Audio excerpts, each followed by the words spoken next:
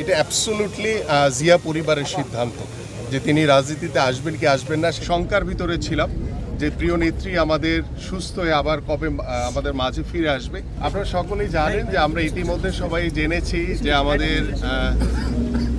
বাংলাদেশের সবচেয়ে জনপ্রিয় নেত্রী দেশনেত্রী বেগম খালেদা জিয়া তার সফর সঙ্গী হিসেবে তার দুই পুত্রবধূ আমাদের বিএনপির ভারপ্রাপ্ত চেয়ারম্যান জনাব তারেক রহমানের সহধর্মিণী ডাক্তার জুবাইদা রহমান সহ আমাদের মরহুম আরাফাত রহমান কোকো ভাইয়ের সহধর্মিণী সহ তিনি বাংলাদেশে আশা করছি আমরা ইনশাআল্লাহ সকাল 10:30টায় অবতরণ করবেন এবং অবতরণের পর থেকে আমাদের গত কয়েকদিন ধরে যে প্রস্তুতি আমাদের প্রিয় নেত্রীকে বরণ করে নেওয়ার জন্য স্বাগত জানানোর জন্য ইতিমধ্যে আমরা আমাদের সকল নেতাকর্মীদের কাছে যে নির্দেশনা যে আহ্বান করেছে এবং সাধারণ মানুষ যারা উন্মুখ হয়ে তাকিয়ে আছে যে প্রিয় নেত্রীকে এক নজর দেখার জন্য যে তিনি দীর্ঘ 4 মাস পরে বাংলাদেশের মাটিতে পা রাখছেন এবং তিনি যখন গিয়েছিলেন তার যে শরীরের যে অবস্থা ছিল শারীরিক যে অবস্থা যে একটি সংকটের ভিতরে ছিল আমরা একটা সংকীর্ণভাবে শঙ্কার ভিতরে ছিলাম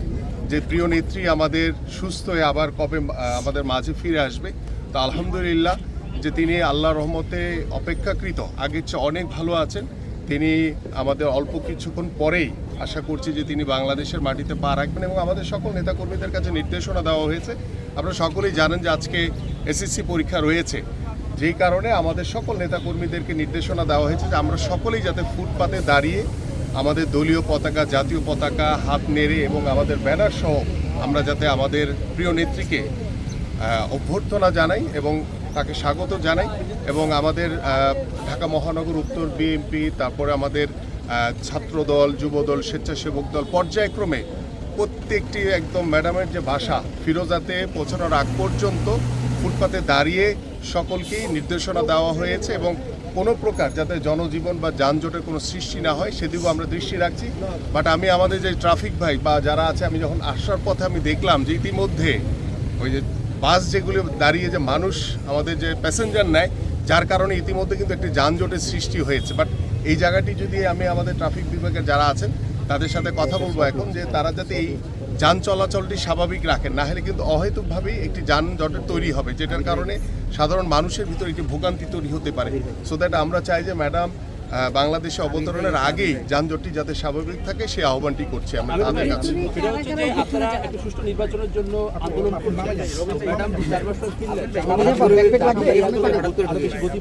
ডেফিনেটলি যিনি গণতন্ত্রের মাতা যিনি আপসীর নেত্রী তার উপস্থিতিতে বাংলাদেশ জাতীয়তাবাদী দলের প্রত্যেকটি নেতাকর্মীরা আরও অনেক বেশি উজ্জীবিত হবে এবং আমাদের যেটি প্রত্যাশা বাংলাদেশের মানুষের যে একটি প্রত্যাশা যে দ্রুত সময়ের ভিতরে একটি অবাধ সুষ্ঠু নির্বাচনের মাধ্যমে জনগণের সরকার প্রতিষ্ঠিত হোক এবং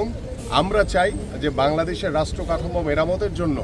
আমাদের মাননীয় ভারপ্রাপ্ত চেয়ারম্যান জনাব তারেক রহমান যে 31 দফার রূপরেখা দিয়েছেন এবং সেটি বাস্তবায়নের জন্য এবং বাংলাদেশে অবৈধ স্বৈরাচার সরকারের যে বিচারের জন্য আমাদের একটি অবাধ সুষ্ঠু নির্বাচন অত্যন্ত জরুরি দরকার এবং সেটি অবশ্যই আমরা আশা করছি যাতে আগামী ডিসেম্বরের ভিতরেই এই অন্তর্বর্তীকালীন সরকার এই নির্বাচন দিয়ে জনগণের সরকার প্রতিষ্ঠার মাধ্যমে বাংলাদেশে পরিপূর্ণ সংস্কার এবং বাংলাদেশে অবৈধ স্বৈরাচার শেখ হাসিনা সহ সকলের বিচার যাতে বাংলাদেশের মাটিতে পরিপূর্ণভাবে হয় সেটা আমরা সকলেই প্রত্যাশা করি। যেটা বিষয় হচ্ছে বাংলাদেশ নিয়ে নানামুখী ষড়যন্ত্রের কথা বলা হচ্ছে, রাজনৈতিক বিকেন্দ্রীকরণের কথা বলা হচ্ছে, মাইনাস পার বলে আলোচনা হচ্ছে। বেগম জিয়া এই যে চিকিৎসা নিয়ে ফিরছেন তার ফেরাটা আলাদাভাবে কোনো রাজনৈতিক ভিন্ন মাত্রা এই যে বাংলাদেশ যোগ করবেন কিনা? বাংলাদেশে সে 1-11-এর পর থেকেই আমরা দেখতে পাচ্ছি যে স্বৈরাচার যে সরকার তারা যখন আপনার ক্ষমতায় বসেছিল তখন থেকেই বাংলাদেশ থেকে বাংলাদেশ জাতীয়তাবাদী দলের নেতা নেত্রী এবং আমাদের প্রিয় নেত্রীকে এবং আমাদের বিএনপির ভারপ্রাপ্ত চেয়ারম্যান জনাব তারেক রহমানের বিরুদ্ধে যেভাবে মিথ্যা মামলা দিয়েছে গায়েবী মামলা দিয়েছে মাইনাস করার বহু চেষ্টা করেছে এবং বিএনপিকে ভাঙার অনেক অপচেষ্টা করা হয়েছে বাট আজ পর্যন্ত কেউ সেটা সফল হয়নি এবং বিএনপির যে তৃণমূলের যে শক্তি এবং বিএনপির ভারপ্রাপ্ত চেয়ারম্যান জনাব তারেক রহমানের যে নেতৃত্ব তার যে ঐক্যবদ্ধ বিএনপি করার যে স্বপ্ন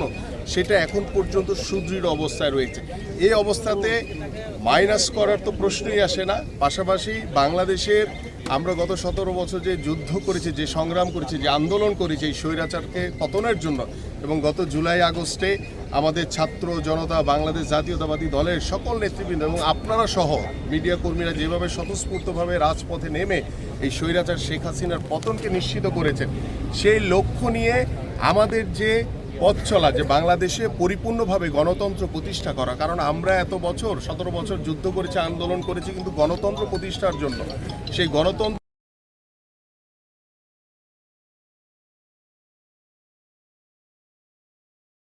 নির্বাচন প্রয়োজন, কারণ নির্বাচন হচ্ছে এমন একটি মাধ্যম, সেই মাধ্যমেই কিন্তু বাংলাদেশে পরিপূর্ণভাবে গণতন্ত্র প্রতিষ্ঠিত হতে পারে। আমাদের মাননীয় মহাসচিব সহ আমাদের স্ট্যান্ডিং কমিটির যারা রয়েছেন শুধু তারাই ভিতরে থাকবেন। তারা বের হয়ে ভিআইপি রোড দিয়ে আমাদের এই সামনের যে রাস্তা রয়েছে এয়ারপোর্ট হয়ে তিনি তার বাসভবনে যাবেন। লাস্ট আর সেটা প্রশ্ন, যেহেতু তারেক রহমানের সহধর্মী তিনি ফিরছেন, তিনি রাজনীতিতে সক্রিয় হওয়ার কথা নিয়ে আপনার দলে আলোচনা আছে কিনা, বা আপনার সেটা উনি রাজনীতি না, আমাদের এখন পর্যন্ত এই ধরনের কোনো আলোচনা নাই। বাট এটা অ্যাবসোলুটলি জিয়া পরিবারের সিদ্ধান্ত যে তিনি রাজনীতিতে আসবেন কি আসবেন না, সেটা আমাদের মাননীয় চেয়ারপারসন রয়েছেন, আমাদের বিএনপির ভারপ্রাপ্ত চেয়ারম্যান রয়েছেন। জিয়া পরিবারের সকল সদস্যই সিদ্ধান্ত নেবেন যে জিয়া পরিবার থেকে ভবিষ্যতে কারা রাজনীতিতে আসবেন, কারা আসবেন না।